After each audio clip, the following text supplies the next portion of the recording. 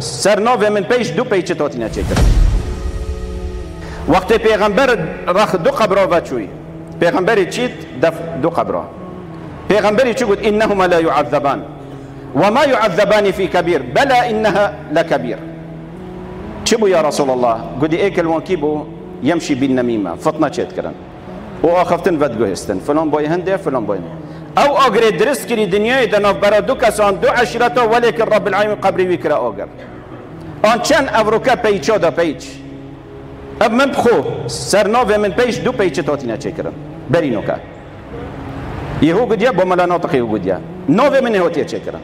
حتی تلفون و عینی و اغاتی و پشلینگی تهدیده هپا راوستیه هبا آن سر ناو کچکا چند پیچاتی نچه کرن دامالا هنده کچکا ابدانا لایکی سر ناو فلان کچکه پیچکاتا چه کرن و قال ایکی دی تاغوید و تهمه پیونان آن افروکا او ذکا اصطناعی آن دو کسا دین نبرم بری ایک چند فطنه چه بینه وی شکلی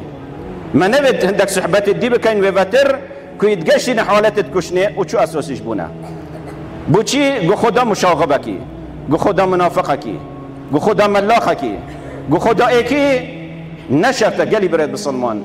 رب العالمين إن شاء مدت نشرته احتمال نفيش كر بيت احتمال داعش بيت بلاوي السر بيت نهمو بس عندك مرف مغرور نبيت زي آخفناك أثبتتين بيش ما تبوي هنده زي آخفنا من والنقرة تأكيد الآخفنا من بك باش بريارة خو بدا باش بريارة خو بدا إذن رب العالمين إن شاء مدت في منهجي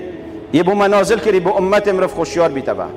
بجل جناحت رجا قيامته بجل وان بختانيا بجل ده چه بجف رب العالمين تا راسم بريارا خدا ده چه بجف خدا پاشي بجي من نازاني بجل ما منهج بوتن نازل نكر ما قلت تأكيد رب العالمين آيات بوتن نازل نكر منهجته دستورته قرآنته حادثات تثبتوا تأكدوا تأكيد الهند بكبريتو بريارا خو بداي او حاشا فاسق بوتا واخفتن إنا راسنتو